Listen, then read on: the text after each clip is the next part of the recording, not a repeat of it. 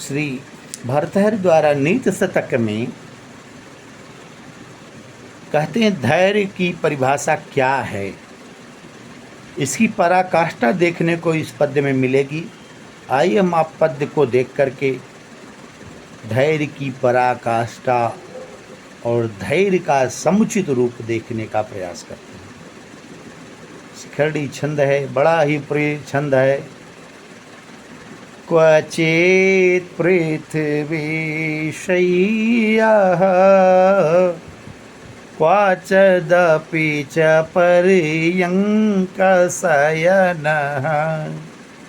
क्वचिच्छाकाहारः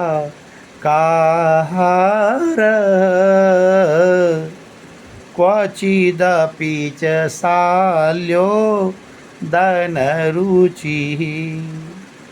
क्वचित् कण्ठाधारी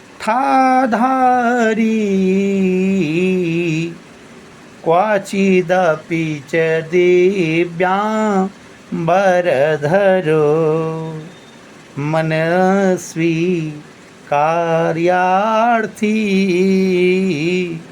न गणयति दुःखं न च सुखं। क्वचित् पृथ्वी शय्या।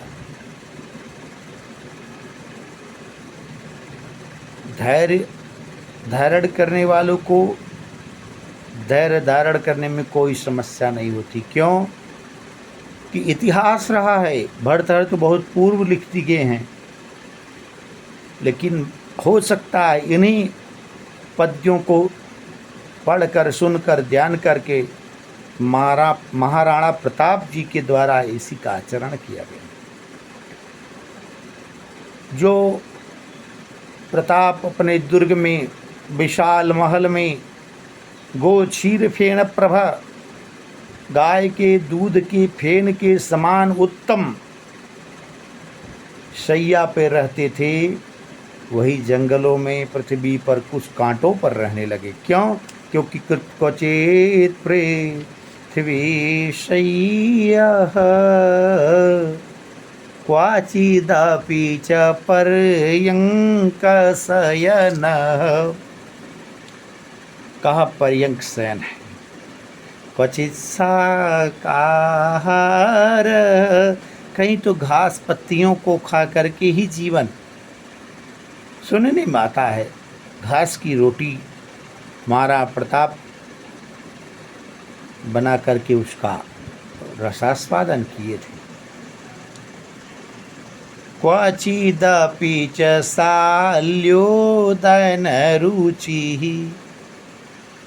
कहीं तो यही साग पत्तियाँ खाकर रहना पड़ता है, और कहीं शाल्योदन सालन भात प्रायः पूरा काल से ही बड़ा प्रसिद्ध रहा है। क्यों? क्योंकि गोरस से निर्मित ये शाल्योदन दोनों अत्यंत प्रिय होते हैं। कहीं क्वचित् कंठाधारी, कहीं तो फटे चिथड़े कपड़े को कंथा कहते हैं, वस्त्रों की छाल को, उसको धारण करके जीवन जीने वाले लोग भी क्वचिदपि च दिव्याम्बरधरो, कहीं पर सुंदर चीनांशुक जैसे अथवा गफस और दबीज जैसे वस्त्रों को धारण करना यह मनुष्य को प्राप्त हो जाता है। लेकिन इन समस्त परिस्थितियों में मनस्वी कार्यार्थी न च गणयति सुखम न च दुखम।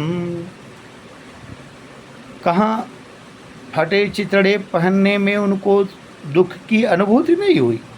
बड़ा दिव्यांबर चीनांशुक मिल गया, चीन का रेशमी वस्त्र, उससे भी वो बहुत प्रसन्न नहीं हुए। क्यों? क्योंकि इनकी दृष्टि में सुख और दुख की विशेष प्रकार से गणना करने की कोई आवश्यकता नहीं है। इसलिए धैर्य के साथ जो मिल रहा है जो प्राप्त है वही पर्याप्त है, और जैसे जिस परिस्थिति में है सुखी रहने का प्रयास करना चाहिए। जय श्री कृष्ण, जय श्री राधे श्याम।